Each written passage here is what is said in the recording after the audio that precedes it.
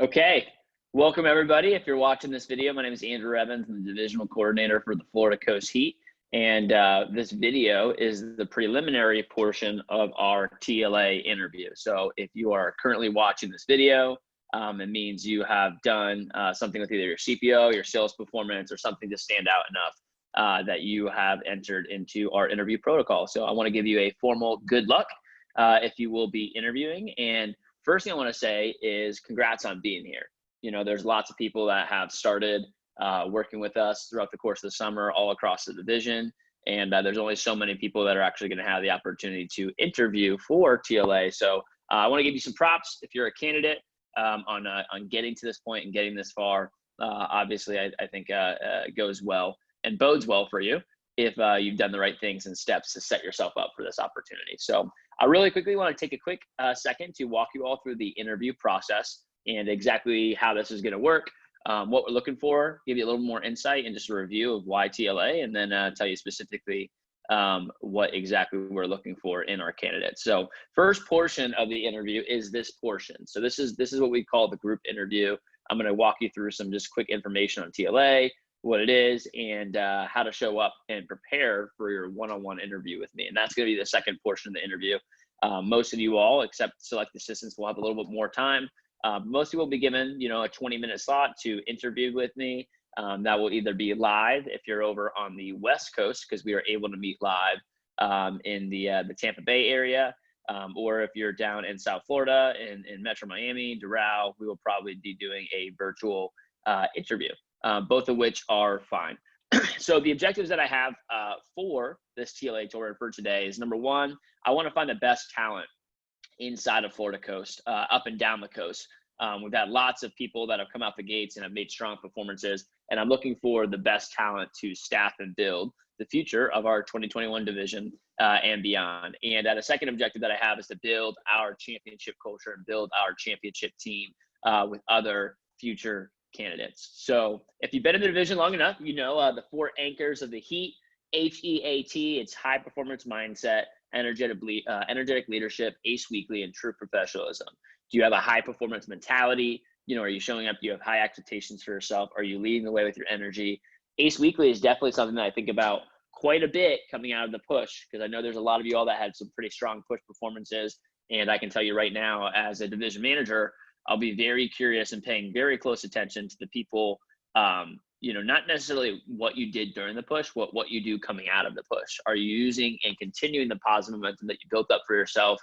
I encourage, if you needed to, if you've been working hard, take a break a day or two, right? But get back in there. Make sure that you're not, like I said, you're able to be consistent, getting onto the newsletter, and that by the time that you sit down and interview with me, I'm really looking to see some positive results since the push, or some positive momentum built up, whether that's demos booked up in front of you coming out of it too. And then true professionalism, which I think is going to be ever more important as we go through this interview process, making sure you're showing up like a true professional. Our goal of the division is to create 5-star college graduates. So, we want to create and work with students when they go through our Cutco Through College program, that they're graduating with more job offers and better job offers than anyone else that they're graduating with. And they are 5-star college recruits coming out of graduation. So whether that be for, 2 5-star type opportunities here with Cutco, or beyond Cutco, getting a chance to be someone that is highly sought after, highly recruited, someone that has, like I said, one of our goals is to help people save $100,000 in their savings before they graduate college. We've been able to do that for a lot of our students here as well. So why the Leadership Academy? And this is going to be a quick review. I think if you were at SC2, this is a lot of stuff that our fellow division leader, Jeff Gamboa, got a chance to go over in his message. But why the Leadership Academy?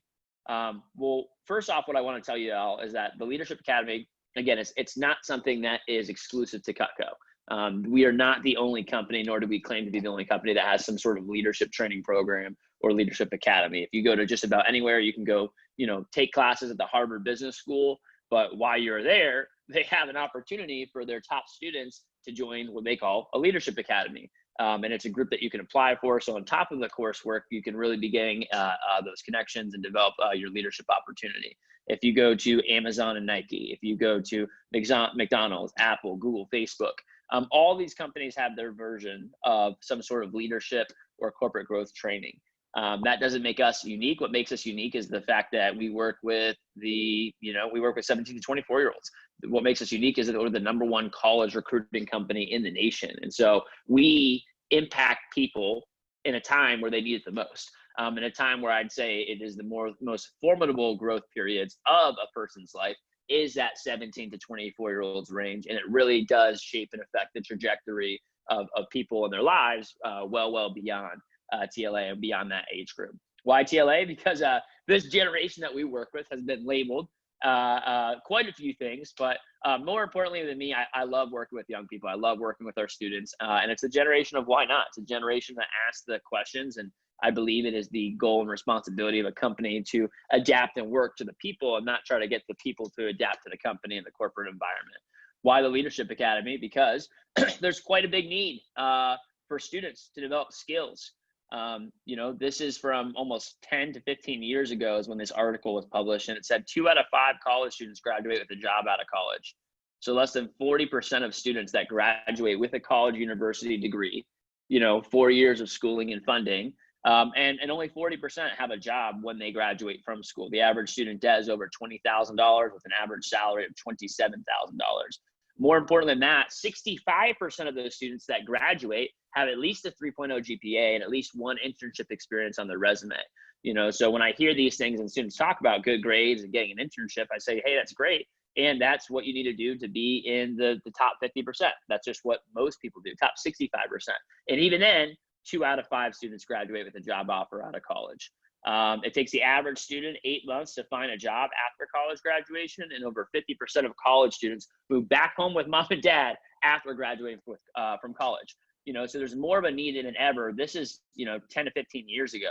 I'm not talking about 2020 COVID and years, which is now record unemployment rates. And more importantly than the unemployment rates of the country, it's even worse of an environment for students because the reality is that when companies are laying people off, when they are struggling to employ people, the first people that they're going to protect is the people that have been there for 10, 15, 20 years. And the first people that are going to take the hit are new job trainees, new people that are looking and seeking out work, and they're not going to hire and take on more people. And I know this market's only getting more and more competitive than ever before. In 2013, the Wall Street Journal profiled us out of all the companies that they could have done a profiling on. They talked about us as the golden standard for students that are looking for entrepreneurial skill set and work.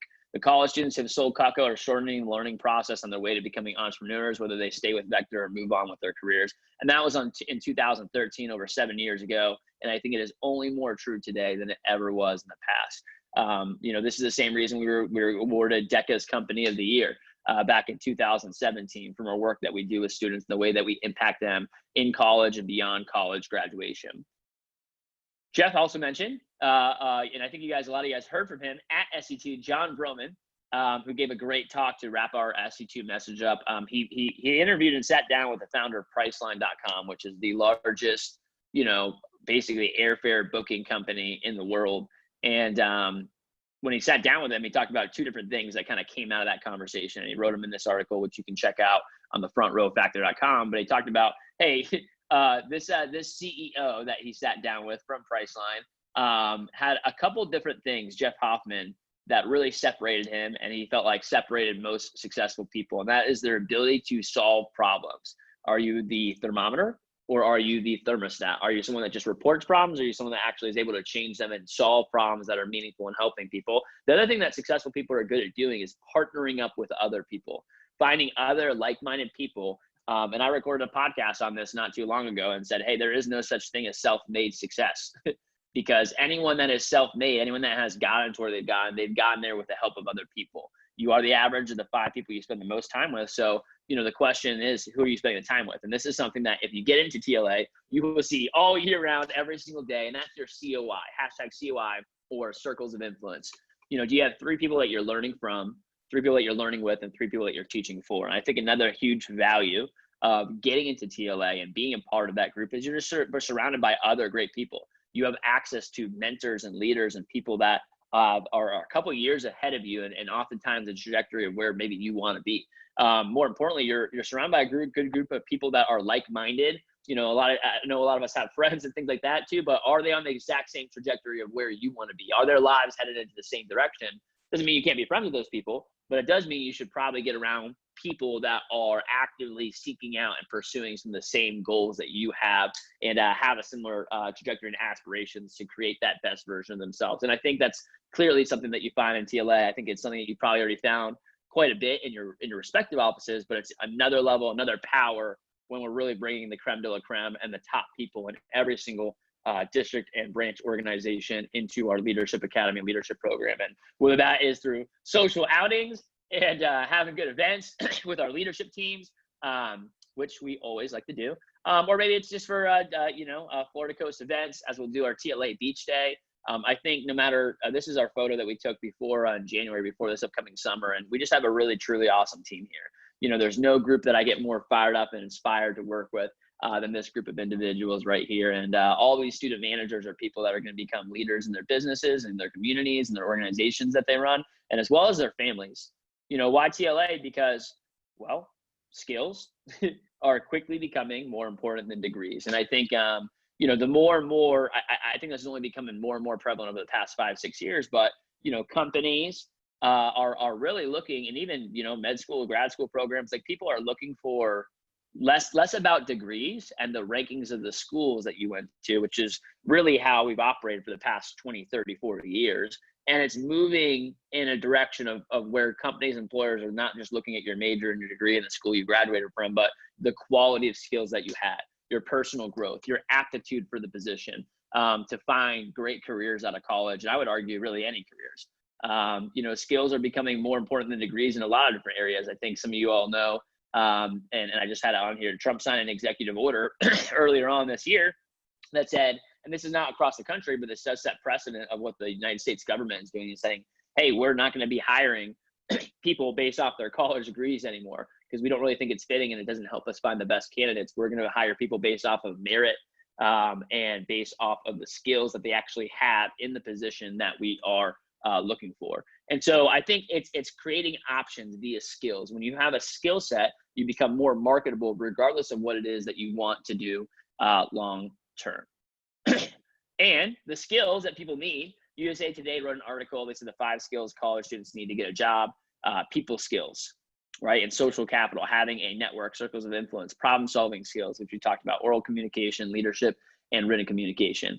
And that is the skill set that we are really giving to people. This is the skill set that doesn't matter what you do. These are the skills that allow people to become highly successful in what it is they do, and actually go out there and impact their communities, their vacations, and their friends and families in the way that they so passionately envision for themselves. And we're working with the most influential group in America. I firmly believe that, that this group of, ages of 17 to 24 years old, and obviously we have some people that are not in that range, but generally speaking, these are our future doctors. These are our future educators and teachers. These are our future lawyers. These are our future engineers. These are our future businessmen and women, entrepreneurs. And they're coming out of this group. And I think it's more important that this group, in a time, as we've clearly seen the debacle that is 2020, the world needs leadership now more than ever before. And I think it's important that we start equipping our young people, because it's very clear to see what happens when young people are not equipped with those skills, and the lack of leadership that we have currently. I want you guys to be able to get skills and gain them. And when we talk about in TLA, I think sometimes these skills are the things that you don't always learn in school. They're not always the things that can be taught in classroom. In fact, I would argue skills can't be taught in school for the most part. There's a difference between knowledge, which is very, very valuable. Knowing things and knowledge and learning, I think, is really, really beneficial, but it's different than skills. Knowledge is different than skills. Skills is experience driven. It is something that you actually have to work for. It doesn't matter how many tapes and videos I've watched on playing the game of football. If I'm not actually going out there and practicing the sport, it doesn't mean I have skills. I might have knowledge, but not necessarily the skills on how to do so, because skills is something that you get through actual experience. And that's why I think part of our TLA lessons that we teach is so valuable, because versus us just sitting here and talking to you about leadership, you have an opportunity and avenue to go out there and actually practice leadership, versus us talking about public speaking and skill set and how to win a room and sales and networking. Like, you're getting an avenue to take what you're learning and actually put it into practice. And you take that out of, you know, selling Cutco and selling knives, and you bring it to another organization or business or whatever it is that you're doing. And the skills are consistent. The medium, the product, all that stuff might change, but the skills go with you from one to another.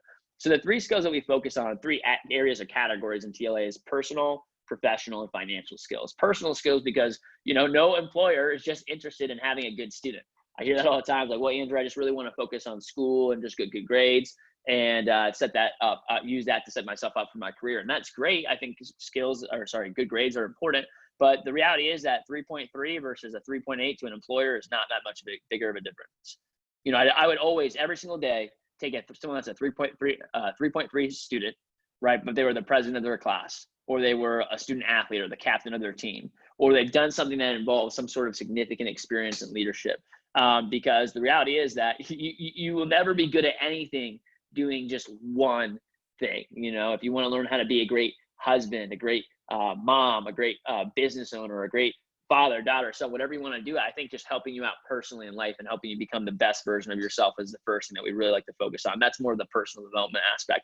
The professional development aspect of learning skills, like learning the skills of communication skills, right? Virtual, Zoom, etiquette, how to connect with people in a public setting, public speaking to a group of 400, 500 people, as well as virtually one-on-one.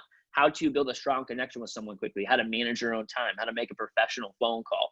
You know, these are the type of skills that we're teaching you: how to build your resume, how to develop tenure, how to set yourself up for advancement, how to have conversations with your boss. Like, these are all types of things that I think are going to be helpful no matter what type of corporate or business environment that you go into in the future. Or it doesn't even have to be anything in business. I think it can be any type of organization. The last skills are financial skills. So a lot of y'all have started to learn the first financial skill, which is how to make a lot of money.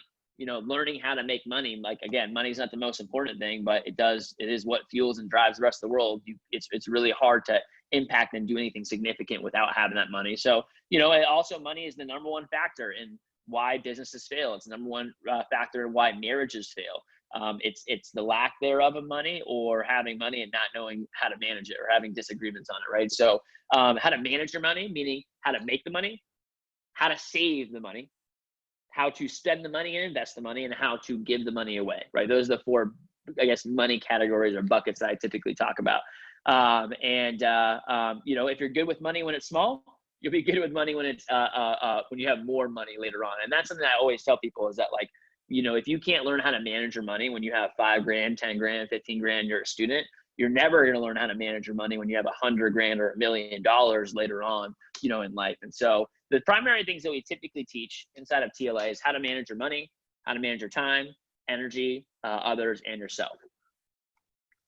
How to manage your time. I think, you know, you might feel, and I got to imagine, if you've been doing this job for the summer, that you feel like your ability to manage your time and is a much higher level of proficiency than it ever was when you first started. And I also want to encourage you that I would really challenge you in that belief, and that most of you all have probably just barely scratched the surface on what it means to really manage your time.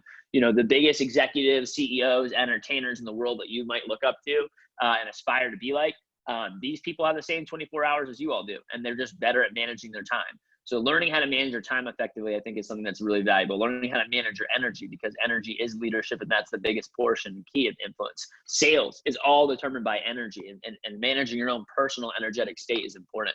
How to influence and lead others, and most importantly, how to influence yourself, because everything starts with that one. So hopefully, maybe you have some light bulbs here, and I hope that as we go through this process, maybe you have that aha, okay, or the wow, I could do this for longer than the summer, or wow, you know, that was something that really hit me hard, or wow, you know, that's something that really stuck out to me. And when you have those light bulb moments, I really want you to be able to share them as we go through our process here. Cutco Through College is our program for students that have decided that they're going to use this as a vehicle for them to create and make the money that they want to make and develop the skills that they want to make throughout their college years. You know, it's not really a commitment for anything beyond college, but it's basically a commitment saying, hey, I want to use this for the next 2 or 3 years as the vehicle that I'm going to use. There's a lot of other jobs you can do out there. There's a lot of other clubs and organizations that you can join. But, you know, recognizing the opportunity, it's like, hey, I could really stow away a lot of money. I could save $100,000 before I graduate from college if I just do this for a couple of years. And more importantly, I'm going to be developing the skills that are going to make me more marketable beyond my college years. And I think if you want to get some more information on that, check out Dan Cassetta's podcast.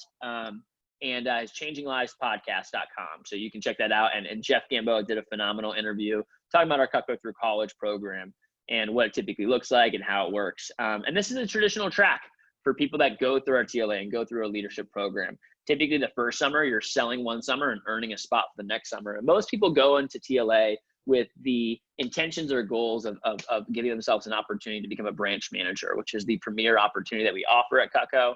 I ran 3 different branch offices when I was in college. So it's an opportunity that is especially close to me and to my heart. And a lot of people, you'll do it multiple times, right? You'll start a branch one summer, and that you're really learning startup skills. Like you're learning how to start a business from the ground up.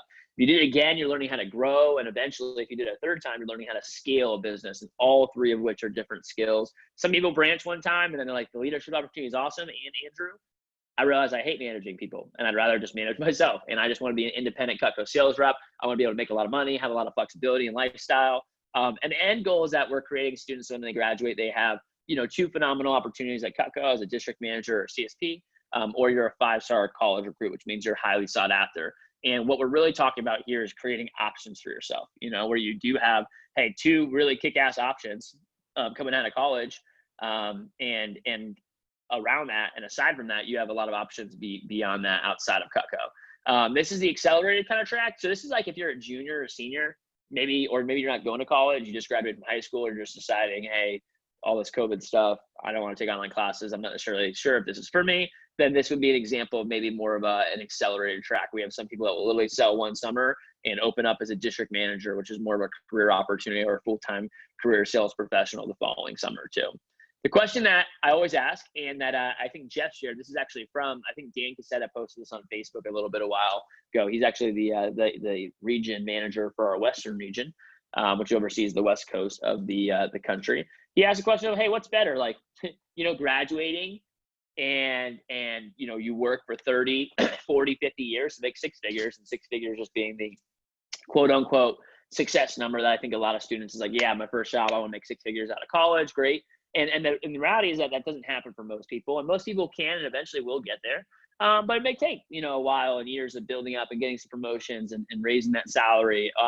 Or, you know, what if you work 2 to 3 years, you know, throughout your college years and helped you gain the skills that will allow you to become a lot more marketable and make more money in the future. Maybe that's a light bulb for some of you all. So as far as leadership opportunities and options go, I'm just going to do a quick review of what exactly is out there and available to our students and to our people. First thing is a sales leader. That's really just someone that maybe they go through our TLA program, they go through it throughout the fall and spring, they come back the next summer, and they're just looking to sell and perform at a high level. You know, a lot of you all I know across the division are going to be selling 20, 30, 40, 50 grand plus this summer. And I really like it's thinking about what you could do one summer to the next summer. If you went in with the skill set that you know now, with the recommendations that you have coming out of the summer, with some positive momentum, you know, it's not uncommon for students that want to come back the second summer and really make some statements to sell, you know, 70 to 100K and be, you know, one of the top performers in the country too. And they're making a much higher percentage doing that too, coming back for their second round. An assistant manager, which is really an opportunity to gain some skills and get some mentorship underneath of a branch or district manager. They are able to do things like assist in running interviews, assist in our recruiting departments, assist in our sales departments with our SMRA management programs, as well as just kind of learn some of the basic skills of what it takes to become a branch or district manager. And our premier opportunities is obviously, like I said, becoming a branch manager, which I'll explain here in just a second, and then our district manager opportunity, which by the way is essentially the same thing as a branch manager in terms of job role and responsibilities, but it's a career opportunity and a year-long position versus just a gig for the summertime. This is more targeted, I think, for our student internships that our people are doing just for the course of a summer. So I always get the question, how exactly, Andrew, does a branch manager get started? What exactly does a branch manager do? And typically when you're starting a business, there's a couple different models that you can use. You can be a startup business, a franchise, and then I'll tell you a little bit about the vector branch model. So a startup business, this is typically something that high risk and high reward. it's an unproven concept typically, going in with a lot more risk, but there's usually a lot of high upside potential. It usually involves the individual that is starting the company, sourcing a lot of their own cash and funding, or going out and seeking outside investments to help get their company or get their startup off the ground and running in terms of funding. A franchise model is a little bit different. A franchise model is something that is usually already a proven concept.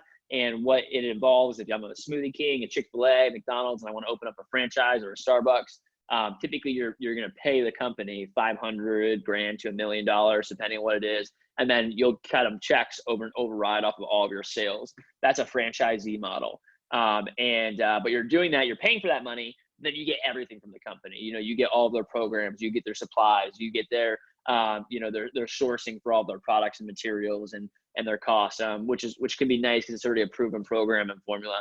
The branch model is really, really cool for students because it really gives them the opportunity to run a full-fledged business, and they're still making all decisions. They have profit potential, which is an important part in the business. But instead, two things that happen. Number one, our company does give all of our branch managers a startup grant to kind of get going for the summer to help them fund some of their initial expenditures. And it's still good for the student to have some personal savings start up, mainly for personal expenses throughout the course of the summer, because a lot of it will be covered on the vector side of things. But we still look for our students to have a couple $1,000s in a startup account so they can kind of fund their personal expenses for the actual summertime. And it's a proven concept, it's a proven formula. It's something that we already have kind of everything, I guess, not necessarily figured out, but we have the proven programs that our students are able to use to be able to run and fuel their business here. A branch manager, their responsibilities, what exactly they do, I mean, they're in charge of everything from running their own business. So starting, building, developing, and leading a sales team. They're in charge of our recruiting operations, hiring, talent acquisition of new students, using social media advertising to advertise to people. And so the front end of the funnel, the back end of the funnel, which is the hiring, the training process, training and leading and developing our new representatives, talent acquisition, and beyond that, actual sales rep retention, and then moving people up into leadership roles and advancement and development of those sales representatives and culture. They're really in charge of managing the sales team and really doing every single aspect of it, just like a full-fledged business owner. So they're able to do it just for the course of the summertime before closing their office at the end of the summer too. So now I often get the question, what exactly does a district manager do? What's the difference between a district manager and a branch manager? And really the operational aspect of it is quite the same. A district manager is really doing the exact same things that a branch manager would do. It's just typically on a larger scale. And it's for a longer time period. It's as a kind of three different vehicles that our district managers do. We have some people that are more of a career position. I think about a great district manager that we have in our division is Mike Bromwitz. He's been doing this for many, many years and will probably continue to do so. And he's building a district organization, and it's really exciting to see what he's building over there too. So, and you can see what years and years and years of this kind of progress and grow into looking like. But that's a career position. So someone that's going to do this for, many years beyond college. Also, some people use that as the vector MBA. Typically if you were going to go to get an MBA somewhere, it's not uncommon. And in fact, I'd say it's more common than not for that MBA program to put you and pair you up with some sort of company that you have an opportunity to potentially work for beyond college, because that's the whole thing is, as an MBA, they don't want you to just get knowledge. They want you to get and develop skills as well as some connection and networking. So giving you relevant experience in the industry. I've had a lot of our MBA students, or a lot of students I've worked with that have gone to go at MBAs. They might be getting their MBA from Michigan University, but they're out in London working for some other company while they're getting their MBA. Because it's part of that process. So this is kind of like Vector's MBA for students after they graduate college, maybe not going and paying, for, however much money to get that MBA, but they're getting that type of experience, skill set, and work environment and culture and learning while able to make some good money for, 3 to 5 years out of college. Our district manager pay opportunity, and all this can be distributed. If you are a district manager candidate, which means like you're about to graduate college the next year or so, maybe you're on edge about finishing school. It is a position that requires you not to be currently in school. I think that's the most important thing. But so if you're a candidate for this, obviously there's some cool financial perks around being a district manager. I typically say our district managers are kind of like really high paid teachers. So if you enjoy mentoring, coaching, working with other people, leading a team, These are typically things that I think you'll really enjoy as both a branch or a district manager here as well. Our district managers, they do get free BMWs, which is nice. After being 20 months into the position, they qualify for Rolex opportunities. We have probably 8 to 9 exotic trips into the Caribbean or across internationally. A lot of you all know about our New Zealand and Australia trip coming up here in a little bit. And then, so those are some cool financial perks as well. The average district manager makes 6 figures. Some of them making 6 figures, plus. And I think that income opportunity has gone up. By the way, every single year, this past year, we've added $30,000 to $40,000 in additional revenue to our district manager opportunity. And with the performance and high caliber of our people and how people perform here in the coast and in the Eastern region, it's an even better opportunity, in my opinion, over here than many parts of the other countries, or other parts of our country, excuse me. Our CSP position is also another highly lauded position that we have. This is for people that I think about independence, think about flexibility, I think about high income. So if you like being independent, if you like selling Cutco quite a bit and you have a great love for our product, being a CSP is a really cool opportunity because there is a ton of flexibility. A lot of our CSPs, we just came off of SC2. You watched a lot of them sell 50 grand, 100 grand. So they make close to 25 to 50 G's in the past 2 weeks. But a lot of them didn't really work several weeks or even a month or two up until that point in time. So there's a lot of cool flexibility that comes along with the position. Lifestyle, it's something that a lot of our people pursue, maybe while they're pursuing, a career in maybe entertainment or something that, or maybe some classes, something that takes a little bit longer for them to develop. And it's a cool opportunity for them to be able to make a lot of income at a high level, surround themselves with great people, and continue to learn and grow their skill set during that time period too. So they have access to our fairs and shows program, our realtor program. That's actually what my mom does after doing physical therapy for many years. She decided she wanted a little bit more of a income boost and wanted to be doing something that was, just a little bit more fun for her. Now she does our realtor program. So she works with mortgage brokers, loan officers, different lenders, and helps them get custom engraved closing gifts for their clienteles and for their businesses too. So CSPs can be working with residential, just like many of our sales reps do, and a lot of them are doing more professional avenues of selling. So hopefully that gives you a little bit more of a direction on the exact opportunities and options that you could potentially have and create for yourself next summer. And that's my recommendation, is that regardless of where you are right now, the main thing that you want to focus on is creating options for yourself here too. We'll talk about that a little more in a second. The process of what this interview process is going to look like and how to earn a TLA acceptance. So first process after you watch this video is going to be a one-on-one interview with myself. You're going to have to be at least at $8,000 in sales to be able to qualify for an interview.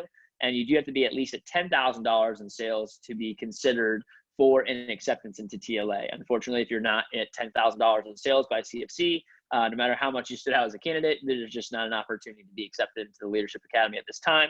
It's important, if you're going to be the leader of a sales organization, you have to lead the way with the actual sales process. So you're going to have a one-on-one interview, and then I'm going to be really looking pretty highly at what people do during Divisional Challenge Week, what people do for the CFC push, how people show up, how they respond, and what they're doing with their momentum coming out of SC2 this year. And then the official acceptances will take place on August 13th, which is a Thursday, at our CFC event. And that's kind of our last hoorah to the summer, if you will, as we transition into our fall program, into our fall Leadership Academy here.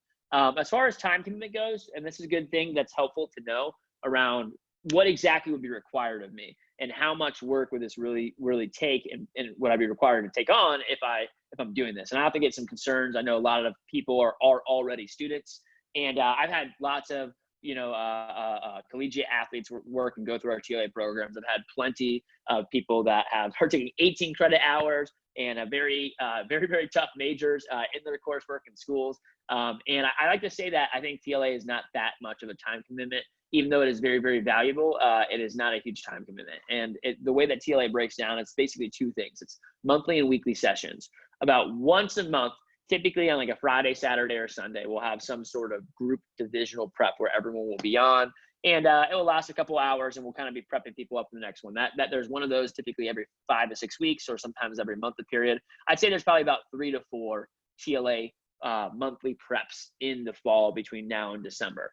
Outside of that, just weekly sessions. So once a week, we'll typically have an hour. We usually schedule it probably on a Wednesday night around the team meeting to make it convenient and easy for everybody else. But we'll have a once a week hourly session with our TLA candidates, and where we're able to work with them there. So I give it the equivalent of like taking a 1 credit hour class, where it is an extra time commitment. There is a little bit of level of effort that you got to put into it. There's some assignments and things that you got to do around participating in the program, but the actual course load or how much you're actually involved, it's less than taking a 3 credit class, in my opinion. So, and again, the value is in creating options. So right now, I don't think it's super important for you to know exactly what you want. And I know some of you guys do.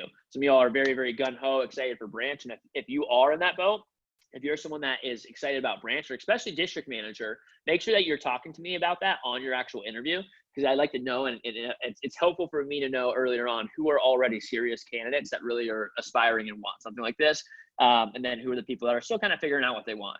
And that's totally cool if that's you, by the way. The TLA process, I think, will usually help people figure out exactly what they want. So it's kind of like going into college, where a lot of students go in as undecided. You know, they don't have their majors and they got some time to kind of figure it out, if you will. Typically through the process, usually around October or November, we'll have a good idea on who's pacing for what. You know, hey, XYZ person's pacing for branch manager. This person's going to be pacing for assistant. This person's going to be pacing for a district manager opportunity. So you'll have a better idea as we actually go through the process. And then typically we will finalize the positions and acceptances for people and their promotions, usually by around the winter break period, before we enter into the spring. So it's not uncommon. We'll have lots of people that go in with the aspirations of becoming a branch manager, and they end up becoming an assistant manager. We'll have some people that go in with, you know, leaning more towards like an assistant type role, and they end up qualifying and becoming a branch manager the next summer. Most important thing, I think, is standing out as a good candidate and creating options for yourself. Because I know in a lot of situations, like even in my office, even if I'm going to have someone as an assistant manager, I want them to be trained like they are and could have been a branch manager as well. So next steps in the process, and here's exactly what I look for in our interviewing process. Number one is overall commitment. This looks like attendance, participation, the way that you showed up during the SC2 push, the way that you communicate with your manager, the way that you communicate with me, your overall commitment to just how reliable are you, how accountable are you, how committed are you. I think that's something we look at. My personal evaluation. So like this is where all those texts and communication and getting in my radar comes into play. I've been paying attention this entire summer. And I'll also be paying attention pretty closely what happens over the next week and a half, who's standing up, who's stepping out, and who's seeking to get noticed and be noticed. So make sure you're keeping communication with me, continue to send me some hot updates. I'll be busier than I've ever been as I go on TLA tour, but I want to be able to hear from you all and continue to get those hot updates, over $1,000 in sales, over 20 recommendations, et cetera, et cetera. So my personal evaluation, I also talk to each and every single one of your managers. This is what I talked about at the end of SC2, is that, hey, everything is an interview. You know, you're going to have a 20-minute interview with me, but it's only 20 minutes. And the reason is because half the interview is already done. Half the interview has been taking place this entire summer. And everything is always an interview. The way that you show up to the conferences, the way that you show up to events, the way that you lead and impact the other people in your group chats, the way that you communicate with your managers. I speak to each and every single one of them, typically before I sit down with you. So I have a good idea of what to expect based off of their opinion and their recommendation to me. So make sure you're still showing up for them just as much as the same way that you would show up to me in our interview. Last couple of things that I look for is financial responsibility. The company, if you're a branch manager, is giving you money out of their pocket. They're also carving out a territory for you as a branch manager. You know, we only have so many spots and so many locations. And so it's important that we give the best, most well-trained and highest prepared people the best opportunities. And so it's important that you're financially responsible. I don't think the company wants to give money out of their pocket, fund an opportunity, carve out a market for someone that is not fiscally responsible with their money. So the way that we do that here is by looking at your withholdings account. How much money do you have saved?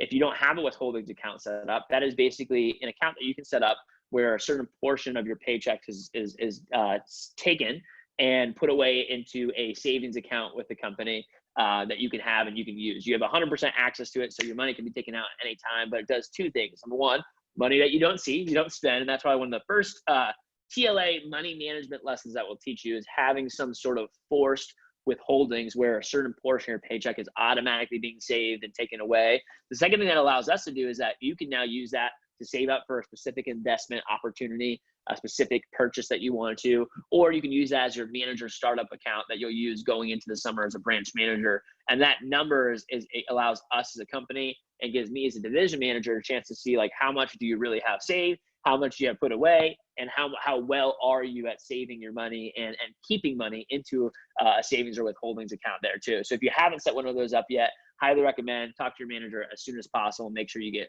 signed up for that here. Last few thoughts that I have, and next steps and what we look for, just summer CPO. You know, I can't hear what you're saying until I see what you're selling. So making statements. I think a lot of you are pretty on the edge of a scholarship run, and I think finishing off these last couple of weeks is going to be more important than ever before. Making sure you're over that 10K hub, making sure that you have consistency.